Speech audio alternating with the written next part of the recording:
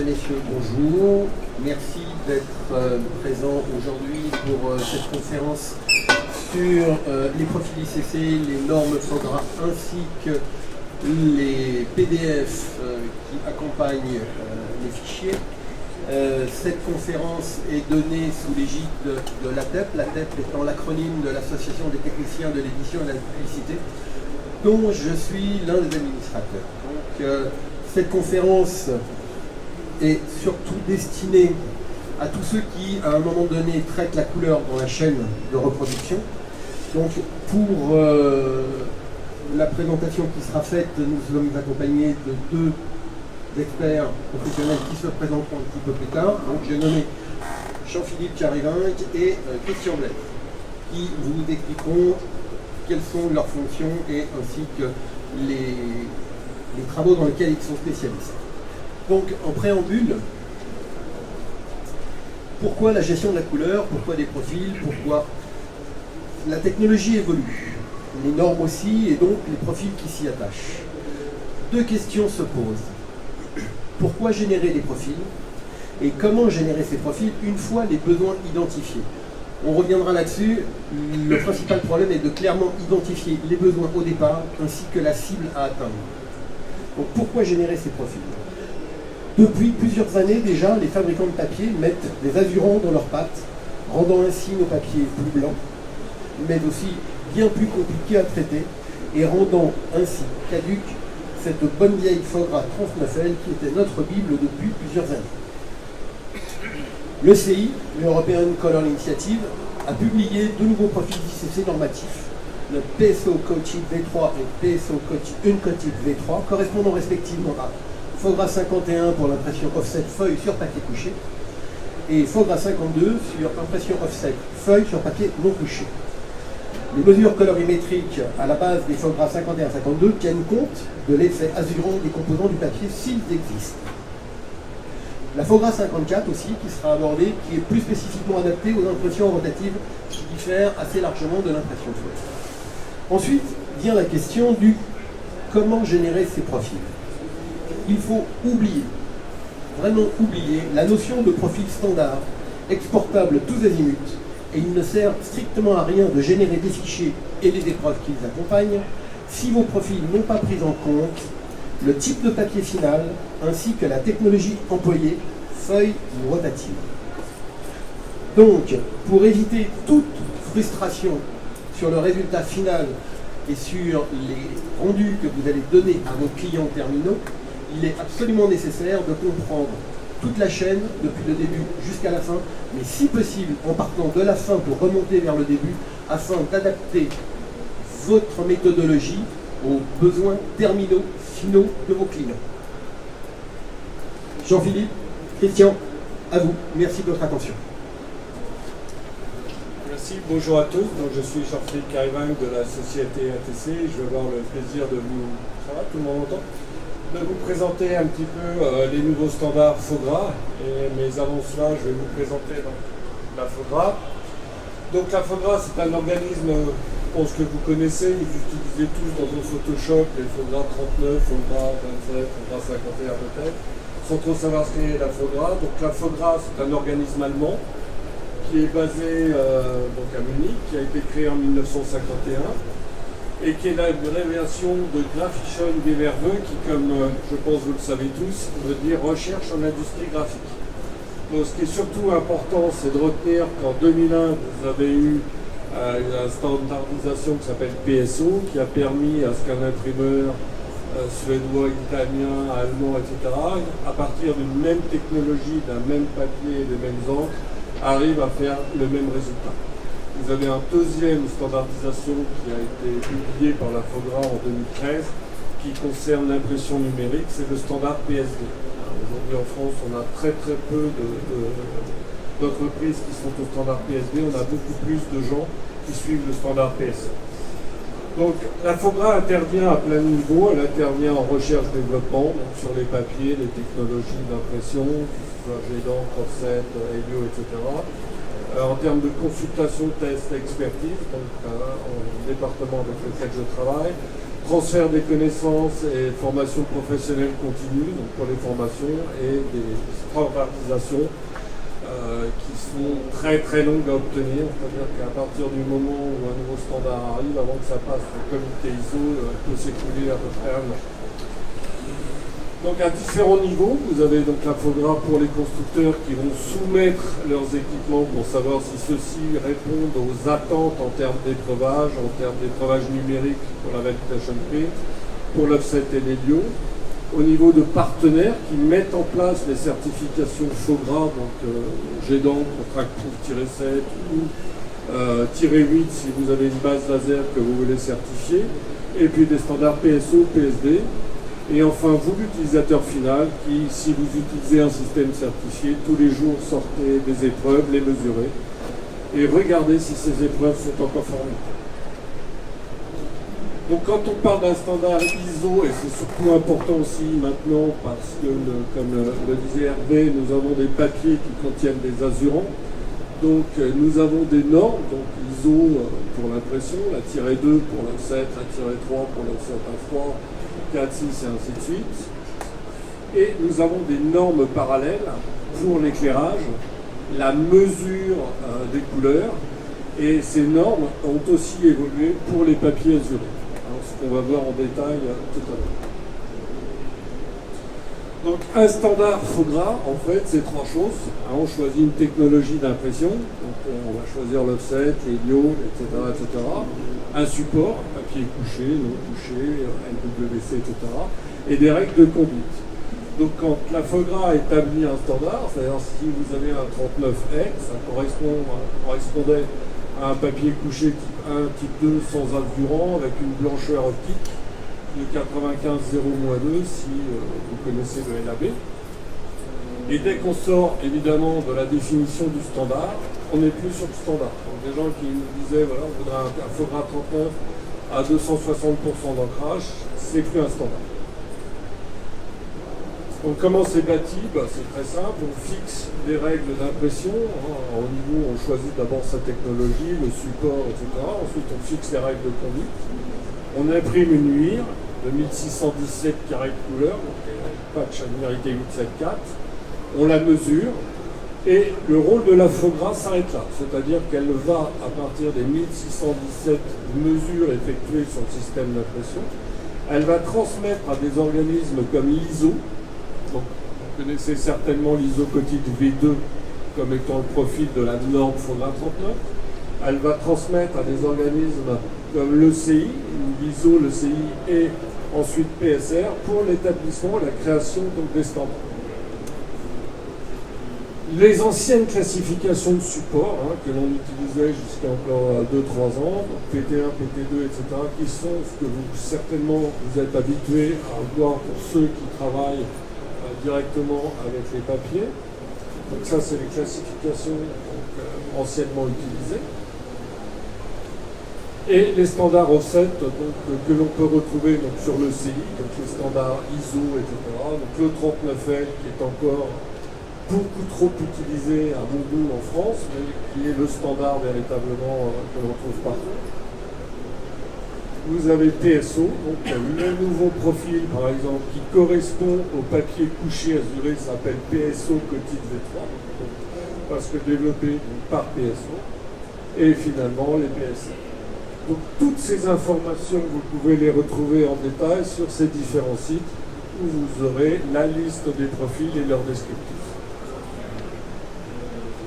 Alors, quel est le point commun de tous ces standards? Tous ces standards, en fait, sont faits pour des papiers, ont été faits pour des papiers qui ne contenaient pas ou peu d'azurant.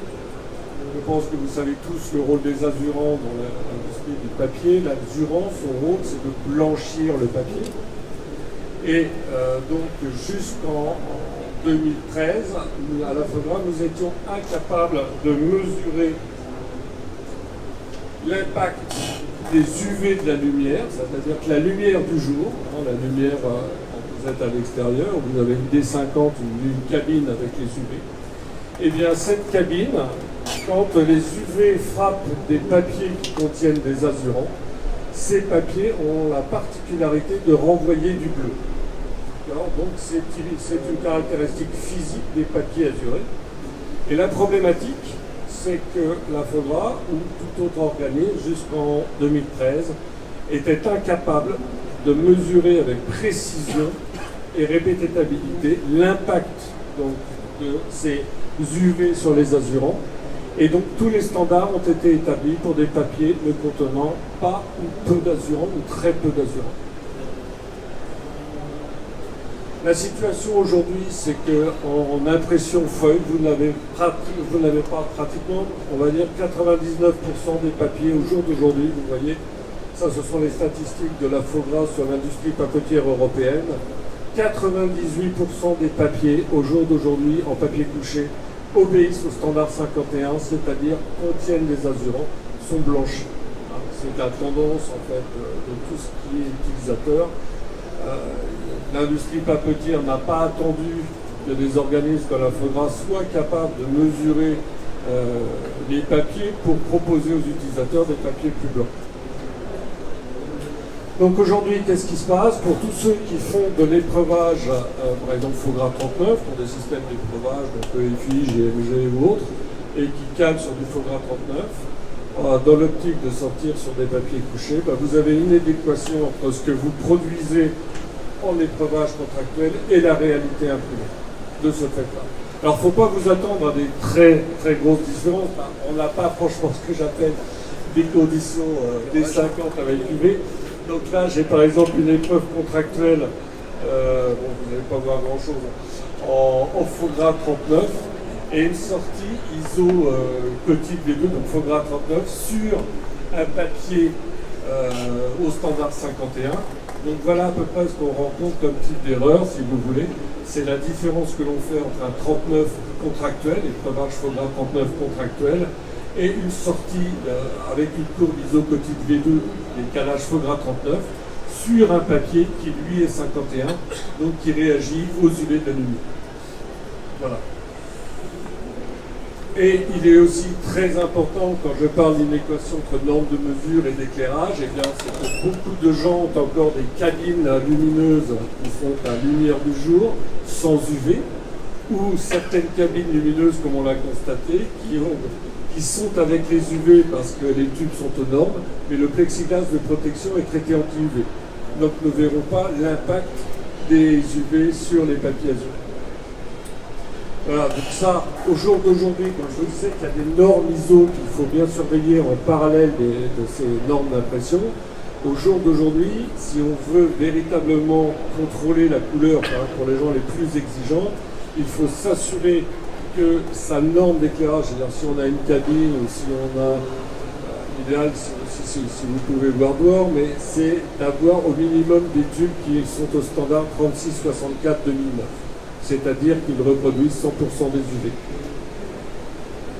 C'est-à-dire qu'il est évident que si votre papier ne contient peu ou pas d'azur optique, un OBA c'est le terme anglais d'azur optique, eh bien vous ne verrez pratiquement aucune différence. C'est-à-dire que vous mettez un papier qui soit azuré ou non azuré, si vos conditions d'éclairage n'ont pas d'UV, vous n'allez pas exciter le papier, donc visuellement vous ne verrez pas de différence. A l'inverse, si vous prenez des papiers qui sont très azurés, des papiers comme le Finnegan White ou autre, eh bien, si vous avez une cabine D50 sans UV et une cabine D50 au standard actuel, la différence va vous sauter aux yeux. Donc, il en est de même, si vous voulez, pour les outils de mesure. Les outils de mesure, le spectrophotomètre, au jour d'aujourd'hui, ont évolué pour pouvoir mesurer donc, ces impacts UV sur les papiers. Donc, le standard utilisé aujourd'hui s'appelle le mode M1. Sans faire trop de technique, retenez simplement que la lumière qui sort des spectros, c'est la même lumière que celle avec laquelle vous allez visualiser les documents, c'est la lumière du jour. On ne peut pas faire de calage d'épreuves avec un spectrophotomètre d'ancienne génération, type Taïwan, l'ancien, etc. Il faut absolument avoir un spectro de nouvelle génération. Ça, je vous disais, le mode M1 au jour d'aujourd'hui, retenez la lumière qui sort du spectro, c'est la lumière avec laquelle on va voir le document, donc lumière du jour avec les UV. Donc ce qui est important de voir aussi, c'est que les standards, pour tous ceux qui connaissent un petit peu le LAB, je ne sais pas si pour certains c'est du chinois, le LAB c'est la manière de coder les couleurs indépendamment de tous les profils, visualisation et impression. Vous voyez que la valeur de bleu des papiers au niveau des standards a beaucoup bougé. Au jour d'aujourd'hui, la moyenne des papiers que l'on a constaté et mesuré, ça va de -6 à -12. Donc vous voyez que pour tous ceux qui respectent les calages en FOGRA 39 sur lequel on cale les papiers à -2, eh bien on a une différence très nette dans la valeur de bleu. Donc ne serait-ce que cette différence entre le standard FOGRA 39 représenté donc, par son profil ISO V2 et les papiers actuels, rien que la blancheur du papier, la teinte du papier va vous induire des différences, avant même de parler de profil ou quoi que ce soit. Donc effectivement, si vous faites une épreuve FOGRA 39 sur un papier FOGRA 39, eh bien, vérifier, la première chose à faire, c'est de vérifier la couleur du papier d'épreuve avec la couleur de votre papier utilisé en production. Et si vous voyez une différence de teinte, vous êtes de teinte papier, vous avez de grandes chances que votre épreuve ne soit pas fausse que sur l'aspect de la teinte papier.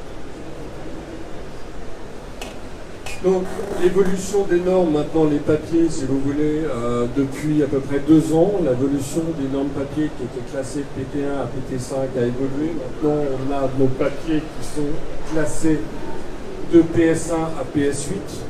Donc, tout ça, c'est des informations que je vous donne. Si vous avez noté tout à l'heure, sont disponibles sur le site de la FOGRA ou sur le site de la LECI. Mais les papiers au jour d'aujourd'hui sont beaucoup plus informés ou beaucoup plus détaillé en termes de classification. Et vous pouvez obtenir, par exemple, à partir de la classification d'un papier, vous pouvez obtenir le profil à utiliser. Donc, ce sont les nouveaux standards, donc s'appellent, pour les papiers FOGRA 51, s'appelle PSO Petit de P3. Donc c'est l'évolution de l'ISO Petit V2, pardon. Donc en fait, il n'y a pas de différence fondamentale entre ISO Petit V2 et PSO Petit V3. La différence majeure réside dans la prise en charge de l'impact des UV sur les papiers azurés, donc de cette remontée de bleu. C'est uniquement cette partie qui a été corrigée entre l'ISO Petit V2 et le PSO Petit V3. Voilà. Donc si certains d'entre vous travaillent dans tout ce qui est orfèvrerie, horlogerie, bijouterie, etc., la différence est significative. Sinon, pour les autres, la différence, je vous invite à venir voir les épreuves, la différence restera minime. Et pour tout ce qui est visage très clair, tout ce qui est échelle de gris, la différence est manifeste. Alors elle est encore plus manifeste sur la norme FOGRA 52. Donc je sais que certains d'entre vous sont dans la bande dessinée, donc là on a eu de drôles de surprises parce que maintenant la norme des papiers non couchés fait référence à un papier beaucoup plus blanc. La norme F47, le papier était légèrement jaune. La F52, le papier, vous voyez la valeur de bleu, la norme 52 est à -10. Donc on a des papiers beaucoup plus blancs. Donc là, la différence est encore plus flagrante entre l'ancien standard 47 et le nouveau standard 52. Donc là, c'est l'évolution de la norme du super calendrier. Donc je vous laisse voir les différences de teinte. Donc vous voyez ce que je vous disais, la 52, on passe d'un papier maintenant à -10 de bleu. Donc beaucoup plus bleu que les standards existants. Donc si vous faites de l'épreuvage contractuel en 47 sur un système et qu'en finalité vous roulez sur un papier au standard 52, qui est beaucoup plus blanc, c'est l'erreur assurée entre épreuvage et impression. Donc ça, c'est l'évolution de l'épreuvage en 2016. Donc c'est ce que vous devez faire obligatoirement figurer sur votre épreuve. Ici, c'est aussi pour ceux qui font de l'épreuvage. Vous êtes beaucoup dans la salle à faire de l'épreuvage jet d'encre ou pas du tout? Vous êtes 2, 3. Donc en fait, il y a eu une évolution. Maintenant, on a laissé tomber la notion de delta EAB, qui était la mesure d'écart d'erreur entre deux couleurs. Cette notion a évolué. On est passé vers quelque chose depuis 2016 qui s'approche beaucoup plus de la vision humaine, qui s'appelle le delta E 2000. Donc tout, si vous voulez être au standard, c'est-à-dire si vous voulez respecter l'ISO 12647-7, il vous est expressément demandé de passer avec la norme d'écrevage 2016 et d'utiliser un delta E 2000 en lieu et place du delta E AB, du delta E 76. Donc ça c'est la petite... et ça c'est si vous voulez être sans aucun problème en cas de litige entre l'écrevage et l'impression, voilà ce qui doit impérativement figurer sur votre épreuve contracteur, pour qu'elle le soit. Donc, si on fait un petit résumé, ce qui est important de savoir, c'est que pour un prêtresse, pour un graphiste, vous savez, la première chose à faire, c'est d'avoir dans l'onglet édition couleur sur Photoshop, de mettre en CLJN l'espace, le profil avec lequel on va travailler, c'est-à-dire si je me destine à travailler sur du papier couché, il faut qu'en lieu et place de l'ISO Cotide V2, je vous conseille largement de mettre le PSO Cotide V3, c'est-à-dire de respecter le standard sur lequel vos documents vont être imprimés. Idem pour l'écrevage, vous devez non plus travailler en ISO Cotide V2 avec un papier Fogra 39, mais en PSO Cotide V3 avec un papier aux normes 51. Donc ça c'est très facile à voir. Vous regardez, si vous faites pour ceux qui font l'écrevage, vous regardez vos papiers d'épreuve, vous opposez au papier imprimé, papier offset avec lequel vous avez imprimé, et si vous constatez que votre papier est plus blanc que votre papier d'épreuvage, vous avez tout à fait intérêt à passer sur le nouveau standard. Et pour l'imprimeur, c'est pas grand-chose, c'est juste adapter sa courbe de CTP qui est ISO V2 à celle de la PSO Cotide V3 qui va juste prendre en charge la réponse des papiers, donc des azurants aux UV de la lumière. Donc ça veut dire aussi qu'il doit passer en mode aimant au niveau de ses spectrophotomètres, donc acquérir un nouveau spectrophotomètre pour mesurer les couleurs, et surtout, comme je l'ai vu malheureusement trop de fois cette année, d'avoir des cabines de contrôle qui soient au standard, au dernier standard, je ne vais pas vous le répéter, mais c'est 3664-2009, d'avoir une cabine de contrôle avec les UV et que le plexi ne soit pas traité anti-UV. Parce que là, vous avez énormément de surprises. Je vais juste vous donner une anecdote. Je suis allé, si vous voulez, voir un litige qu'il y avait entre gravure et imprimeur. Et en fait, tous au calage, c'était tout à fait correct. Et dès que dès que le client est sorti dehors avec ses documents imprimés, en fait, le client faisait de tout ce qui était couvert, de table. Là, sa première réaction, c'était de faire, moi je fais de l'argenterie, je ne fais pas de l'inox Ikea, et tout avait été contrôlé sous une cabine sans UV. Donc l'impact des UV sur le papier n'a pas été vu, et quand il s'est retrouvé dehors, évidemment, la chromie a complètement changé, le bleu, le gris a complètement changé, et donc là, c'était très manifeste. Donc voilà, moi j'en ai terminé pour ma partie de présentation des standards Fogra. Si on fait les questions après ou maintenant? On peut faire les questions maintenant. Si vous avez des questions, je ferai avec plaisir. Dans le cas d'impression offset avec séchage, quel est là comme écrevage fiable? Excusez-moi. Bonjour. Je disais en cas d'impression d'offset avec séchage, qu'est-ce qu'on a comme système d'écrevage fiable? Tout dépend du standard. Par exemple 52. La première chose à faire, si vous voulez, c'est de mesurer la fluorescence de vos papiers, savoir à quel standard obéissent vos papiers. Si vous avez si vous faites de l'épreuve, vous avez vu le 47, si vous travaillez en 47, c'est aussi jaune que le 39, c'est la même blancheur optique, c'est 95 0-2. Donc la première chose à faire, c'est de vous assurer que le papier, de s'assurer que du standard auquel appartient votre papier. Si votre papier, vous le mesurez, sa blancheur est sur le standard 52, et s'il remonte un taux de fluorescence supérieur à 5, votre papier est assuré et donc doit être utilisé avec le PSO quotidien, dans le cadre de 50 euros.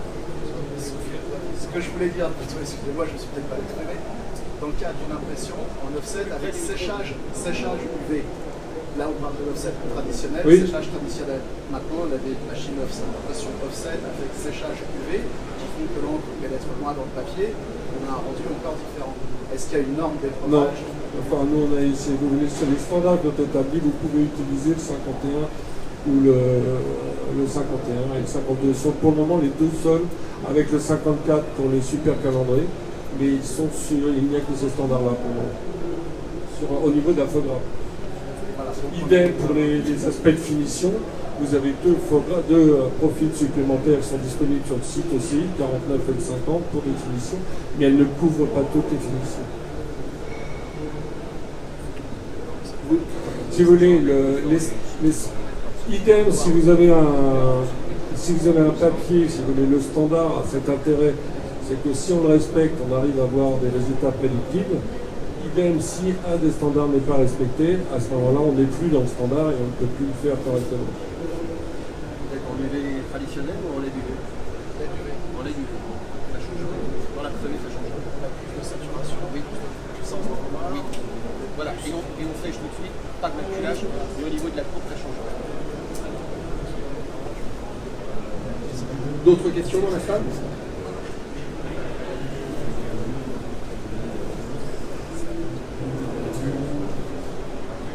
Vous avez parlé tout à l'heure de l'éclairage tube et quand j'ai dit des éclairages LED. Alors, que ce soit, dans les normes. si vous voulez, que ce soit LED ou néon, etc., l'important c'est qu'il soit sur un standard colorimétrique. Alors, au jour d'aujourd'hui, la norme ISO exige que tout le matériel soit aux normes. Donc, si par exemple vous achetez des produits Normlich, on va faire un peu de pub, vous allez voir que sur les néons, sur l'aspect LED, vous avez ISO 3664-2009, c'est 2.2009. Voilà. Exactement. De toute façon, la norme, vous avez vu, elle est divisée en 2000, elle est divisée en 3, on a 0, 20% et 100%. À partir du moment où vous avez 3664-2009, vous avez l'intégralité du spectre. Après, concernant les profils 51, 52, au jour d'aujourd'hui, nos imprimeurs nous demandent toujours de la mise en fait. Oui, voilà, on est extrêmement en retard. Si vous voulez, c'est pour ça que si vous voulez, on argue le fait que les différences sont mineures. Vous allez voir, bon là on a de la chance, on a un métamérique, enfin on a une variation de couleur, il y a l'éclairage qui est très important, mais quand vous vous mettez en éclairage normalisé, les différences ne sont pas flagrantes. Hein. Sauf pour les gens qui vont faire du vrai contracteur 39 avec un papier 95-0-2, légèrement jaune. Vous allez voir que si vous êtes sur un papier plus blanc, obligatoirement les taux chers ne sont plus les mêmes, etc. Mais ce qui est beaucoup plus... vous voyez, là j'ai une épreuve 39, j'ai exactement ça. Est-ce que vous voyez la différence? Là on a de la chance parce que l'éclairage nous aide, mais de loin vous pouvez voir une différence. Mais là l'éclairage fonce vraiment. Mais regardez les casseroles et vous aurez la différence.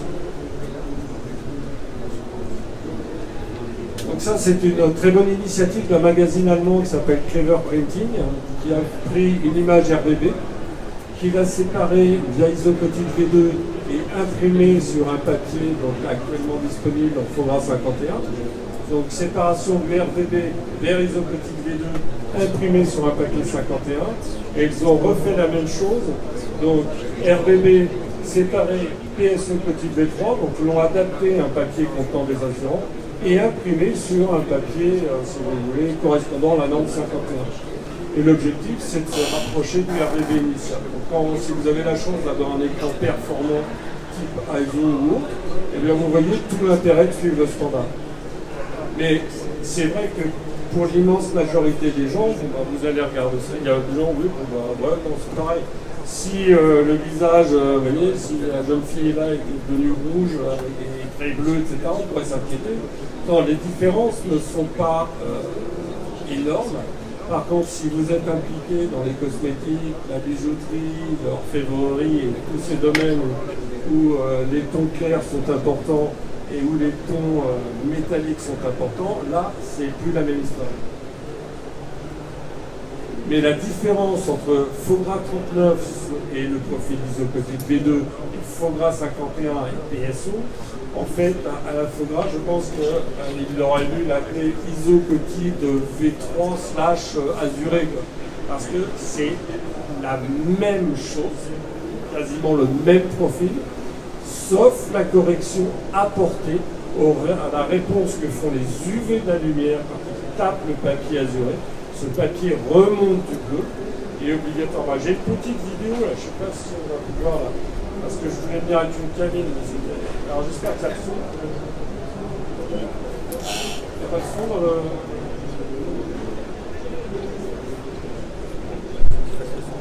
Ouais, je vais faire le son moi-même. Donc le but en fait, elle va activer l'ultraviolet. Vous allez voir, on va placer différents types de papier sous cette cabine LED qui possède donc UV et différentes sources d'éclairage.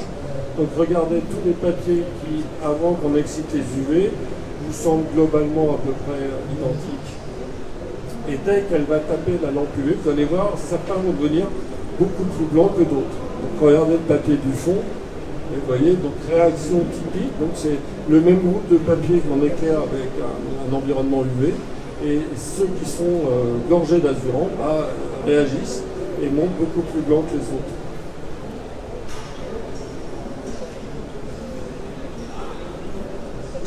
Là, si vous ne voyez pas la différence, c'est Optique 2000 ou le Schnell directement. Donc là, effectivement, on a un papier, deux papiers, vous allez voir aussi qu'on va faire bouger donc, en fonction de l'éclairage UV, enfin lumière du jour avec et sans UV.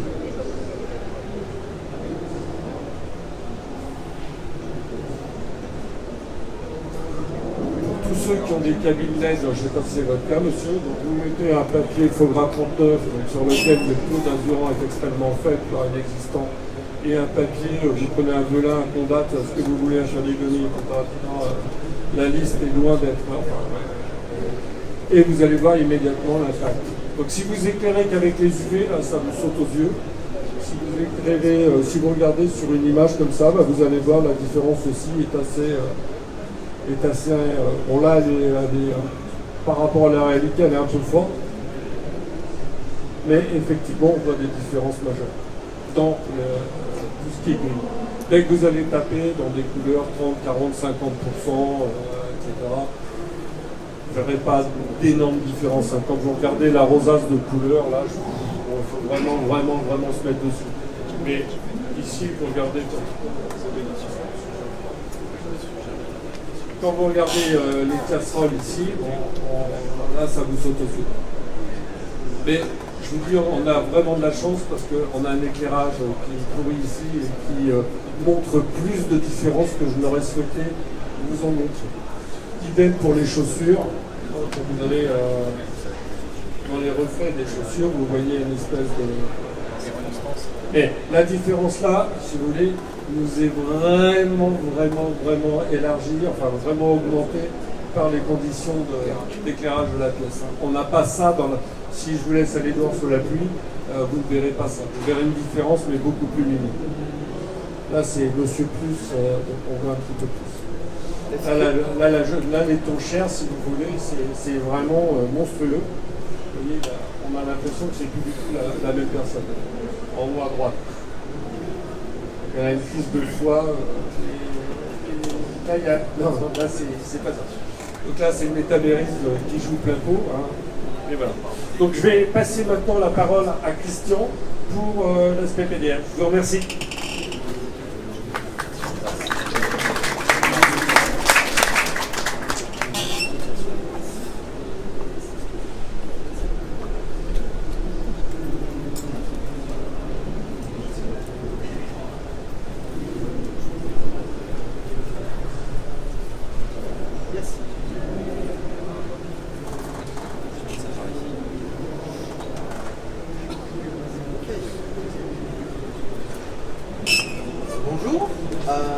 À mon tour de prendre la parole cet après-midi.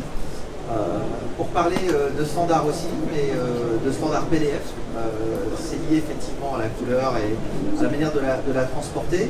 Je vais vous expliquer aujourd'hui quelles sont les normes PDF que l'on utilise pour l'impression, au-delà de du PDF lui-même et jusqu'à l'avenir, des choses que vous avez peut-être entendu parler, genre PDF 2.0 et des choses comme ça. On va en parler aujourd'hui aussi. Alors, qui je suis Christian Blais, je suis CEO d'Agile Streams, qui est une société de conseil et d'intégration de design graphique. Et je suis également, depuis tout récemment, marketing officer du Gantour Group. Et je suis président du Gantour Group Packaging et du Cross Media. Et puis, j'ai eu une vie avant, mais voilà. Donc, le Gantour Group, on va en parler aussi aujourd'hui. Donc, PDF, c'est quelque chose qui a été inventé par Adobe, comme vous le savez peut-être. Ça a toujours été un format qui était public. Tout le monde pouvait savoir exactement ce qu'il y avait dans les normes PDF. Il y avait une belle spec qu'on pouvait acheter et puis on pouvait écrire ses outils de lecture ou de création. Néanmoins, à l'origine, c'est Adobe qui décidait ce qu'on mettait dans le format PDF. Et puis, il y a eu un mouvement très important qui a été la cession du format PDF à l'ISO. Donc le petit nom du PDF aujourd'hui, si vous l'avez pris en société, vous ne direz pas envoyez-moi un PDF, mais envoyez-moi un ISO 30 c'est aujourd'hui le nom du PDF. Ça veut dire que Adobe fait partie des comités de spécification du format PDF, mais c'est aujourd'hui régi par l'ISO. Ce qui veut dire clairement que c'est un format qui est complètement indépendant de tout éditeur de logiciels, ce qui est très important pour nous. Ça veut dire qu'on n'est pas tributaire d'une roadmap d'un éditeur ou d'un autre. Par exemple, de Adobe qui déciderait de s'occuper plus du marketing cloud que du print. Ça pourra arriver. Les caractéristiques du PDF, pourquoi aujourd'hui c'est vraiment ce qu'on utilise le plus en print, c'est que c'est un format qui est neutre, on vient de le voir, il appartient à l'ISO. Il est tout en un. Si votre PDF a été correctement généré, vous avez tout à l'intérieur. Donc on n'a pas, par rapport à un fichier natif, le risque qu'il n'y a pas les polices, il n'y a pas les images, des choses comme ça. C'est un format universel, il fonctionne effectivement sur toutes les plateformes. Mac, Windows, Linux. Il est compatible par ces raisons-là aussi. Et notamment, c'est intéressant parce que vous n'avez pas besoin d'avoir les logiciels qui ont été utilisés à l'origine pour créer le fichier, pour pouvoir ouvrir votre fichier. Un simple reader ou dans le cas du print, peut-être une version pro de Acrobat vous permettra d'avoir accès à tous les éléments de votre fichier. Il est multifonctionnel, ça c'est peut-être quelque chose qui nous embête côté print, c'est-à-dire que le PDF peut contenir n'importe quoi. C'est un genre de méta-conteneur dans lequel on peut avoir effectivement des données graphiques pour le print, mais vous pouvez aussi avoir de l'audio, de la vidéo, des choses comme ça, l'interactivité. Si vous recevez un PDF avec une vidéo dedans et qu'il faut l'imprimer, on commence à se poser des questions. Quelle image il faut choisir? Est-ce qu'il faut dire qu'on n'utilise pas la vidéo du tout, etc. Voilà. C'est un format structuré, c'est-à-dire que tous les éléments sont identifiés à l'intérieur du format PDF. Je dirais par opposition au PostScript que certains d'entre nous dans cette salle ont connu. Je parle d'un temps que les moins de 20 ans ne peuvent pas connaître, évidemment. Mais contrairement à ce qu'on peut croire, le PDF n'est pas une évolution du format PostScript, c'est complètement différent. Là où le format PostScript était un langage de programmation et on décrivait la page. Et pour ceux qui ont manipulé du PostScript, ils ont eu tous cette joie d'avoir 1h30 de calcul et puis tout d'un coup, pouf, erreur PostScript et rien ne sort. On était à 3 lignes de la fin du fichier. Voilà, ça ne peut pas arriver en PDF. Et puis c'est un format compact. En général, un PDF est plus compact que son fichier originel. Mais pour nous, PDF c'est pas suffisant, clairement. On vient d'évoquer la vidéo par exemple. Et on va parler à ce moment-là de PDFX. Le PDFX, en fait, c'est la première norme qui s'appelait PDFX1. Normalement, vous n'avez jamais vu parce que aujourd'hui, beaucoup de gens disent envoie-moi un PDFX1, mais en fait, c'est X1A que vous devez avoir. Ça a été créé effectivement aux États-Unis, c'est la DDAP qui avait inventé ça. Et l'idée, c'était Là-dedans, il y avait entre autres Timing. L'idée, c'était de dire, moi, quand vous m'envoyez un PDF, je ne veux pas que ça bloque mes RIP, je veux pouvoir produire. Donc, je vais mettre un certain nombre de contrôles et de restrictions dans le format PDF pour être sûr que ça fonctionne. En 2001, l'ISO a repris cette norme PDFX. Alors, pourquoi PDFX? D'où vient le X? Eh bien, ça vient de Blind Exchange. C'est là que vient ce fameux X. L'idée étant de dire que je produis un fichier, je le passe à Jean-Philippe, on ne se connaît pas, on n'a jamais parlé ensemble, mais ce que je lui donne, il va pouvoir l'utiliser. Un échange en aveugle, hein, c'est bon, hein, voilà. C'est pas toujours comme ça. Alors, une image qu'on utilise souvent au Gaintour Group, c'est cette image des poupées russes. On est effectivement dans des standards qui sont imbriqués, c'est-à-dire que vous avez le PDF, qui est un standard ISO, et qui permet de faire beaucoup de choses. Et à l'intérieur du PDF, vous avez PDFX. Ça veut dire que c'est un sous-ensemble de PDF. On a éliminé un certain nombre de choses. Exemple, dans PDFX, vous avez une vidéo, votre fichier ne pourra pas être PDFX. Parce qu'on ne sait pas quoi en faire, donc on va l'éliminer. Vous avez de nombreuses variantes. X1, comme je le disais, X1A. Alors pourquoi X1A? Parce qu'en fait, la norme X1 est sortie, puis ils se sont rendus compte qu'ils se sont plantés, ils ont fait quelques grosses erreurs, donc ils ont vite corrigé ça en 12D, et ils ont appelé ça X1A. Donc c'est celle-là qu'on connaît. X2, que vous avez vraisemblablement jamais vu, X3, X4, X4P, X5G, PG, N et X6. Les deux normes que vous voyez le plus sont le PDF X1A, qui est encore majoritairement celui qui est utilisé aujourd'hui par les imprimeurs, et le PDF X4, qui est une version plus moderne. Notamment, la différence entre les deux, en X1A, c'est le fameux format, on est basé sur une version de PDF qui s'appelle 1.3 et qui n'autorise pas la transparence. Donc c'est le fameux aplatissement de transparence dont normalement vous avez dû avoir à faire, avec plus ou moins de bonheur. Voilà, puisque l'aplatissement de transparence n'est pas tout à fait indolore et ça peut arriver que des fois les résultats ne soient pas tout à fait ceux attendus. En X4, ça gère effectivement les transparences. Ça gère aussi, dans le principe du X4, tous les modes colorimétriques. Là où du X1 vous autorise que le CMJN et les tons directs, en X4 vous pouvez avoir du RGB, du RGB, pardon, en France, du lab, etc. Les transparences, et vous pouvez aussi avoir des calques. Leur petit nom réel en PDF étant les contenus optionnels, optional contents, mais leur nom connu étant des calques. PDF X6, c'est l'avenir, je finirai ma présentation là-dessus. C'est quelque chose qui est tout neuf et qui est encore en travail, donc il n'est pas encore sorti. Donc PDF X1A, comme je vous l'ai dit, son petit nom c'est ISO 15930-1. Il est basé soit sur la version 1.3 de PDF, ça veut dire qui oblige à l'aplatissement de transparence, dans sa version X1A 2001, qui est a priori celle qui vous est demandée. Il en existe une version faite en 2003 qui est basée sur du PDF 1.4, mais qui n'autorise pas la transparence non plus, mais qui est moins vue. Donc effectivement, pas de calque, le JPEG 2000 n'existait pas à l'époque, donc il n'est pas autorisé, et uniquement CMJN gris et ton direct, comme je le disais précédemment. Sur le X4, petit nom ISO 15930-7, c'est basé sur la norme PDF 1.6, ça veut dire qu'ici on autorise transparence, calque, JPEG 2000, et puis tous les espaces colorimétriques, y compris les espaces colorimétriques calibrés, comme je le disais précédemment. Du coup, c'est encore pas suffisant. Et c'est là qu'intervient le Gaintour Group, dont j'ai la chance de faire partie. Donc le Gaintour Group, en fait, c'est une association internationale qui regroupe les différentes associations nationales des arts graphiques, des gens de l'industrie, comme nous, des gens de l'éducation, on a des universités qui travaillent avec nous, et puis les vendeurs de solutions. Enfin, tous les vendeurs de solutions principaux font partie du Gaintour Group, Adobe, Quark, ESCO, Kodak, Agfa, etc. La liste est assez longue, on est une cinquantaine de membres.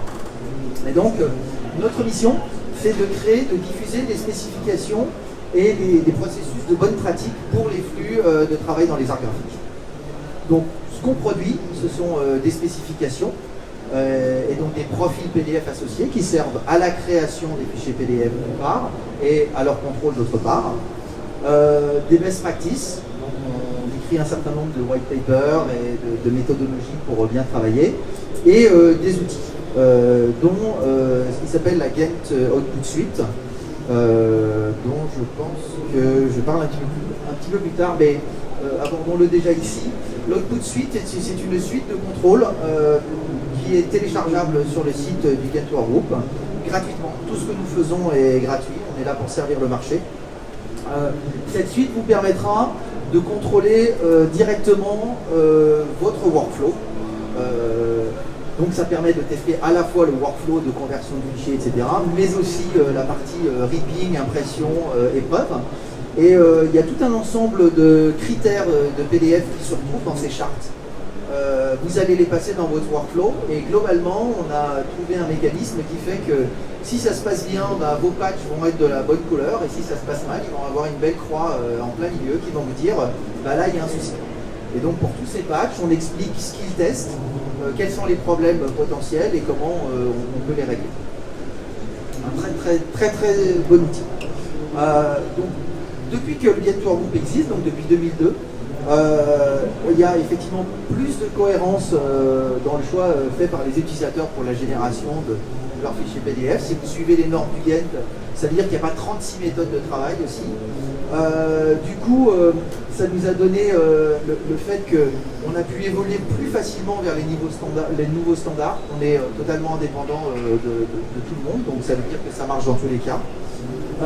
Et puis de meilleurs logiciels parce que voilà, on a réussi aussi à inclure en tant que Ghent Workgroup vers les éditeurs de logiciels pour amener des fonctionnalités dont on avait besoin ou leur faire corriger de jolis bugs un petit peu embêtants. Et puis on contribue évidemment à fiabiliser le format PDF dans le cadre du groupe. On participe aussi au groupe ISO TC130 de normalisation sur le format PDF. Si on regarde ici une enquête qu'on avait menée en 2017 sur un petit peu plus de 1100 réponses, où on avait posé des questions sur quels sont le résultat de ce qui se passe quand vous recevez des fichiers. Alors il y a quand même 1% de gens qui disent 100% des fichiers PDF que je reçois me posent problème. Bon, ok. Néanmoins, ce qu'on peut regarder, c'est qu'on a on a 3/4, on va dire, on a une moitié, on va dire, où il y a peu de problèmes ou pas du tout de problèmes, hein, on a 46 et 6%, et on a encore un quart qui disent qu'ils ont moins de la moitié des PDF qu'ils reçoivent ont des problèmes. Ce qui veut dire que la situation effectivement s'améliore. On avait fait la même enquête plusieurs années précédemment et c'était assez différent. Néanmoins, on voit qu'il reste encore un peu de travail. Donc les outils, je vous en ai parlé.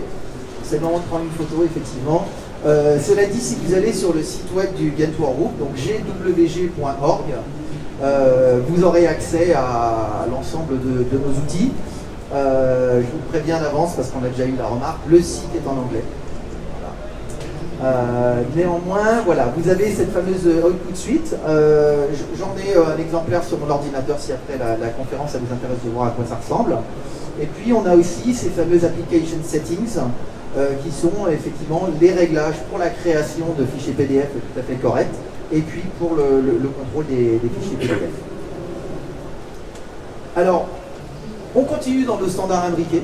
Le PDFX est un sous-ensemble du PDF. Ce que nous on fait au niveau du Ghent Workgroup est encore un sous-ensemble de PDFX. C'est-à-dire que si vous suivez les profils du Ghent Workgroup, vous êtes par essence compatible PDFX. Donc si on vous demande donnez-moi des fichiers PDFX et que vous estimez que vous avez besoin d'aller plus loin dans vos contrôles, vous prenez nos profils au Ghent Workgroup, vous êtes sûr que si vous passez nos contrôles, vous passez le PDFX. Alors pourquoi on existe après le PDFX? Parce que comme je vous l'ai dit tout à l'heure, le PDFX a vraiment été inventé pour que la production se passe correctement. Mais c'est un peu la méthode à l'américaine, hein, comme on dit garbage in, garbage out, vous me donnez n'importe quoi, je vous sors n'importe quoi. C'est comme ça.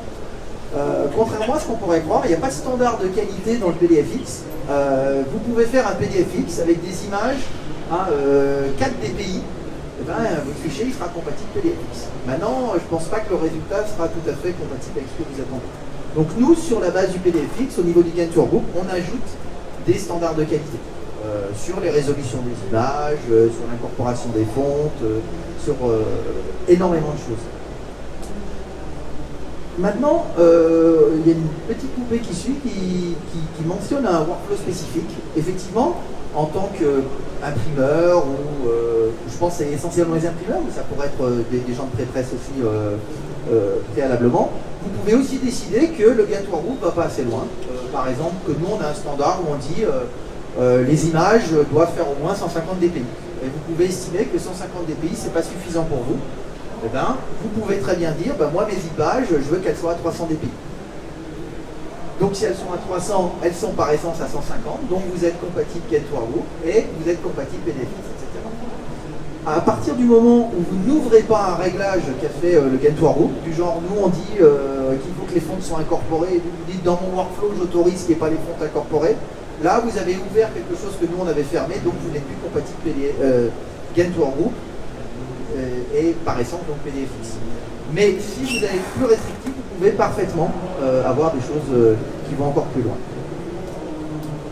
Le PDFX+, c'est donc nos normes, c'est comme ça qu'on les appelle, donc c'est basé sur PDFX, et comme je le disais, plus de contrôles, des contrôles sur la résolution, sur le taux d'ancrage, épaisseur de traits, taille de caractère, etc. Qui sont des choses qui ne sont pas en PDFX de base. Juste un petit extrait là j'ai pris les normes 2015 qui sont basées sur PDFX 4 aujourd'hui. On était précédemment jusqu'en 2012 basé sur PDFX 1A. Vous voyez qu'on a énormément de types. Donc c'est lié à l'activité. On a effectivement pour les annonces pour magazines, pour journaux, l'impression feuille, l'impression roto. Et puis, est-ce qu'on autorise que le CMJN ou on autorise aussi le RVB si on est dans un contexte qui va être en color management par exemple. Et puis, on a encore des choses plus spécifiques autour du packaging, du grand format. Et là, on a à peu près. Voilà, là, on a des derniers profils. Donc maintenant, pour conclure aujourd'hui, l'idée est de vous parler un petit peu de PDF 2.0. Je ne sais pas, est-ce qu'il y a des gens qui ont déjà entendu parler de 2.0 par ici? Ouais, d'accord. Donc le PDF existe depuis quand même 25 ans maintenant, et ça a toujours été PDF 1. quelque chose. PDF, on a commencé 1.0, que personne n'a vu, on a commencé réellement 1.1, 1.2, 1.3 qui est vraiment le format qui a commencé à servir au print, 4, 5, 6, 7, et puis des extensions. Et aujourd'hui, on est arrivé à quelque chose qui s'appelle PDF 2.0, donc de son vrai nom ISO 32000-2. Voilà. Et qu'est-ce que c'est exactement? Donc, c'est pas une révolution, contrairement à ce que le nom pourrait dire, bah, ça y est, on passe à une version majeure, donc il y a un vrai changement. Ça a été surtout un très long processus, il y a quand même 8 ans de développement autour de l'ISO pour arriver à passer de 1.x à 2.0. Et c'est globalement surtout une réécriture de la norme. La première version de l'ISO 32000 était clairement la version 1.7 faite par Adobe qui avait été isoifiée, comme on dit, pour en faire quelque chose. Là, il y a des nouveautés, effectivement, et je vais vous montrer quelles elles sont. Il y a des choses qui ont été supprimées et il y a un certain nombre de clarifications parce que la norme n'était pas tout à fait compréhensible dans tous les cas. Suppression, essentiellement, ce sont toutes les notions propriétaires. Puisque normalement, ça n'aurait pas pu être une norme ISO, puisque une norme ISO n'est jamais basée sur une technologie qui a une propriété intellectuelle. Donc là, ça avait été fait, on l'avait gardé. Aujourd'hui, ça a été enlevé. Par exemple, quand vous mettiez de la vidéo dans un fichier PDF avant, c'était du format SWF, c'était du format Flash, qui n'est pas un format public, qui était un format qui appartenait à Adobe. Aujourd'hui, ça n'est plus dans la norme PDF 2.0, c'est plus autorisé. Aujourd'hui, on va être sur des standards HTML5, etc. Donc pour le print, qu'est-ce qu'il y a de nouveau? J'ai mis 4 choses en avant, qui sont à mon avis les 4 choses les plus importantes dans le cadre du PDF pour le print. le deep art metadata, les output intents, les mesures spectrales et la compensation du point noir. Donc je vais revenir sur ces 4 points l'un après l'autre. Le deep art metadata part d'un principe qui est on a besoin aujourd'hui d'avoir de l'automatisation de plus en plus et on a besoin d'avoir un format qui soit plus flexible que ce qu'on a aujourd'hui. Cette réflexion est partie d'un des standards autour du PDF. Là, on a parlé de PDFX. Il y a plein d'autres standards. Vous avez PDFA pour l'archivage, UA pour l'accessibilité, E pour tout ce qui est engineering. Et il y avait un PDF VT qui existait pour Variable and Transactional. Et donc, l'idée, c'était d'avoir une notion de fichier PDF streamé pour l'impression variable. Dans ce cas-là, on utilise ce qui s'appelle des deep art metadata, qui sont des jeux de métadonnées d'instructions spécifiques. On va dire globalement, pour prendre un mot qu'on connaît un peu plus par chez nous, ça va être assez proche conceptuellement du JDF, si vous voulez. Mais c'est directement dans les instructions PDF. Et ça va permettre d'avoir des informations qui vont, au sein d'un même document, pouvoir décrire une page par rapport à une autre. Ici, au sein d'un même fichier, on pourra avoir des instructions qui définissent cette page-là, c'est une couverture, elle va être imprimée en quadrille sur un papier couché, et ensuite on va avoir des pages qui correspondent à des pages intérieures en monochrome sur papier non couché par exemple. Et c'est ces 10 parts metadata qui vont être sur chaque page et qui vont pouvoir décrire un certain nombre de choses. En particulier, la notion d'output intent, l'intention de sortie, que vous devez connaître, qui est quelque chose qui est obligatoire en PDFX. Quand vous faites un PDF, vous allez dire quel est le profil que vous voulez utiliser en sortie. Aujourd'hui, dans la norme PDF, jusqu'à 2.0, vous avez une intention de sortie globale pour un document. Ce qui veut dire que le cas qu'on vient d'évoquer juste avant ne pourrait pas fonctionner parce qu'évidemment, vous allez avoir envie d'avoir 2 output intent différents pour votre couverture et vos intérieurs. Une des nouveautés de PDF 2.0, c'est que vous pouvez avoir maintenant une intention de sortie, un output intent par page. Voilà. Donc c'est quand même un changement assez majeur. En termes de colorimétrie, on a la partie de mesure spectrale, donc c'est un autre standard ISO, le CXF X4, ISO 17972-4, qui est quelque chose qui existait déjà, qu'on pouvait déjà inclure dans un fichier PDF, mais les outils pour le faire sont assez rares et assez complexes. En standard, maintenant, c'est inclus dans la norme PDF 2.0. Alors, qu'est-ce que c'est que le CXF? C'est la manière de caractériser les encres de manière spectrale. Donc, au lieu d'avoir simplement une valeur LAB d'une encre, on va aussi regarder comment elle se comporte sur... là, on a une gamme progressive sur sur le papier, enfin sur le support, et on a la même gamme progressive sur noir.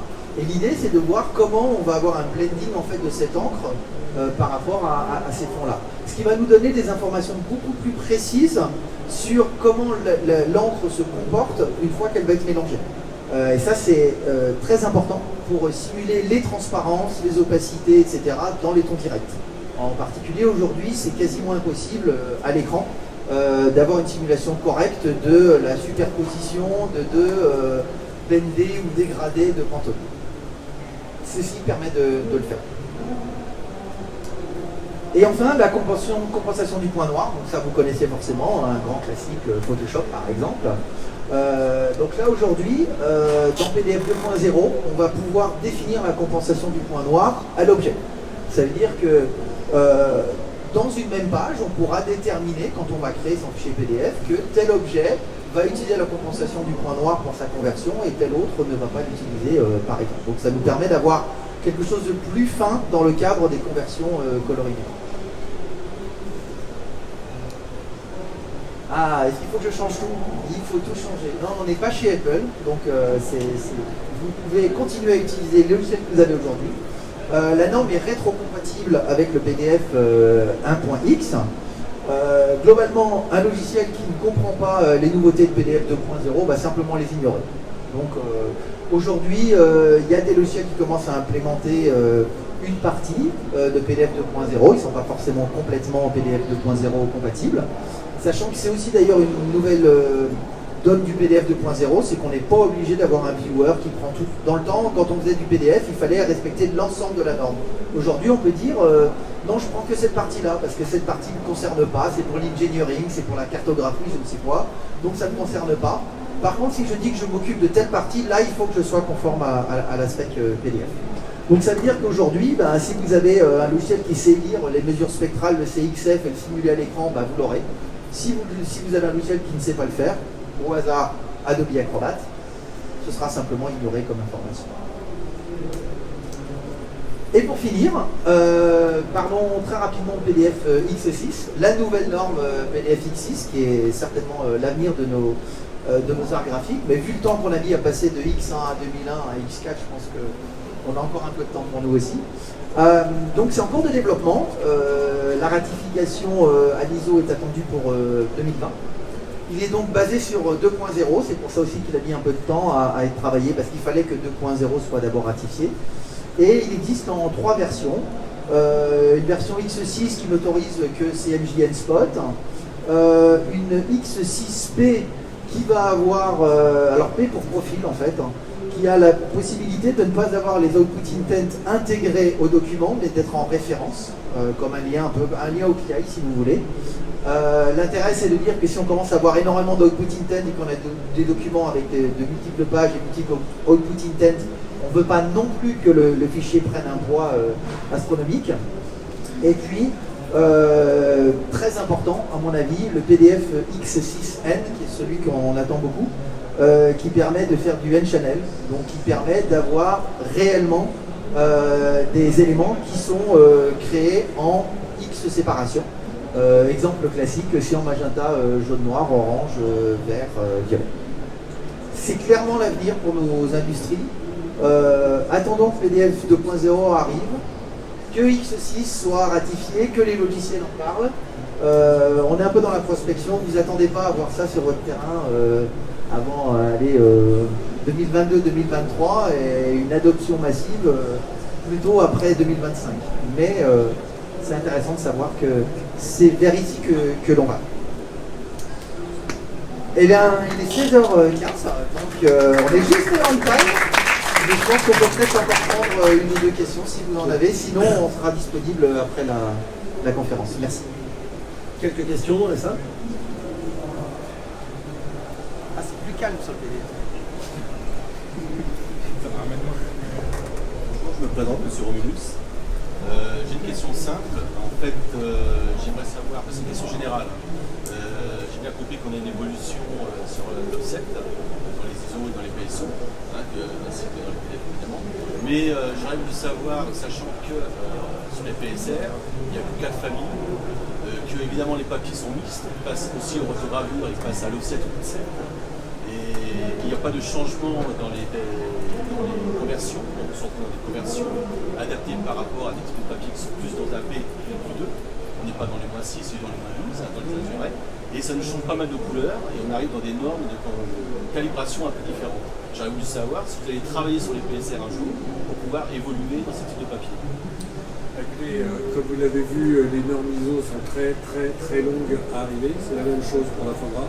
Il y a des choses en préparation. Donc moi je ne donne plus de délai parce qu'à l'époque de la 51, si vous voulez, qui est sortie le 30 septembre, enfin le profil PSO Côté 3 a été disponible le 30 septembre 2015. En 2013, je donnais déjà les dates de disponibilité des profils. Donc maintenant, si vous voulez, il y a des choses en préparation. Et il faut consulter le site fogra.org et c'est dès que ça sera disponible, mais il y a des choses en préparation. D'accord. Voilà. Si vous voulez, la FOGRA, en fait, encore une fois, la FOGRA, vous l'avez vu, établit un standard. Donc à partir des technologies, je vous ai dit, il n'y a pas que 7, Helio et Clémentine. On détermine des substrats, les nouveaux substrats sont pris en compte. À partir de la mesure qui est effectuée, donc on procède à des règles de canal. À partir du moment où la mesure est effectuée, s'écoule un temps qui peut être très long entre la mesure et la baie obtenue, enfin les mesures des valeurs de la mire et la création du profil et du standard. Pour vous donner une idée, il y a eu une discussion de pratiquement plus d'1 an et demi sur la valeur de bleu que devaient avoir les papiers touchés pour la norme 51. Ça peut vous donner une idée les gens de Clairefontaine étaient favorables à un papier touché avec une valeur de bleu allant jusqu'à -10. D'autres ne voulaient pas une différence trop importante avec la valeur d'un 39. Souvenez-vous, 95,02, donc les papiers légèrement jaunes. Donc vous voyez, l'évolution, on peut discuter un an sur un paramètre de bleu. Donc le comité ISO, si vous voulez, c'est de l'administratif. Voilà, donc il y a des choses en préparation. Donc si vous voulez, maintenant que je suis un peu lâche, je ne le mouille pas, c'est fogra.org. Dès que les nouveautés sont disponibles, elles seront affichées, mais les choses ont été faites pour plein de technologies d'impression au jour d'aujourd'hui. Il n'y a pas que l'Helio, il n'y a pas que l'offset. D'accord ? Il y a d'autres choses qui ont été faites, mesurées, transmises, et ensuite, avant que ça intègre, si vous voulez, une normalisation, eh bien, ça prend du temps. Et ça, c'est pas moi qui peux vous donner la date de disponibilité. C'est en cours, mais rien qu'un statut peut prendre 6 à 7 mois de discussion. Et il y a à peu près 9 statuts, 9 remontées. Et voilà, c'est de l'administration. Très établi, mais c'est ce qui aussi nous permet ensuite d'avoir des standards qui sont stabilisés. Parce que ça ne change pas justement tous les 3 mois, parce que le processus est long. Donc il y a avantages et inconvénients à la méthode. La question des transparences. Oui. Quand on laisse gérer ça sur les guides imprimeurs, c'est un peu bancarisme. Il faut quand même que toute la chaîne graphique soit bien. Alors de la maquette au photograveur, aux rédactions, et même, je vais aller plus loin, c'est moi je suis côté pub, j'ai le petit boucher de pointe de Castellanos, il ne connaît pas les outils, il envoie des fois n'importe quoi. Non, il envoie des fois des trucs bien, vous voulez dire. Oui, non, il faut lui faire plusieurs fois les choses des fois. Ouais. Alors clairement, effectivement, c'est un des problèmes de l'aplatissement des transparences, c'est-à-dire qu'il y a des algorithmes pour le faire, et que d'un RIP à un autre, on peut avoir un autre algorithme et donc un résultat différent. C'est pour ça que quand on travaille en LXA1, on a plutôt tendance à faire l'aplatissement des transparences en amont, pour être sûr qu'il est toujours fait de la même manière. En général, les gens utilisent Acrobat pour faire ça si on est en avant de la chaîne, et on aura toujours le même résultat. Donc ça veut dire que si on a une erreur, on aura toujours la même erreur. Donc ça, c'est quand même intéressant. Après, la difficulté, c'est qu'une fois qu'on a aplati les transparences, on ne peut plus travailler son fichier parce que la colorimétrie, elle est figée. On a des fichiers qui sont éventuellement découpés, on ne peut plus faire grand-chose. Donc c'est pour ça que dans les standards qu'on a évoqués, X4, où on garde tous les éléments de transparence, etc., c'est clairement dans un flux où on va jusqu'au bout, c'est-à-dire que le RIP est aussi un RIP PDF natif, qui ne va pas aplatir. Si on aplatit en fin de chaîne, ça n'a aucun intérêt, c'est même dangereux, je suis d'accord avec vous, de faire du X4 tout au long. C'est pour ça que c'est vraiment une manière de communication. Maintenant, si le RIP est un RIP PDF natif, dit par exemple sur la norme Adobe APPE, à ce moment-là, et qu'on passe bien en APPE, on a acheté un RIP APPE, mais ce qui est coché, c'est en général, moi je le vois tout le temps, sur les RIP, il y a écrit utiliser CPSI, ce qui veut dire dans ce cas-là on fait l'aplatissement, parce que ceux qui installent les machines et qui installent les RIP ne connaissent pas tout ça, donc ils disent je laisse comme avant.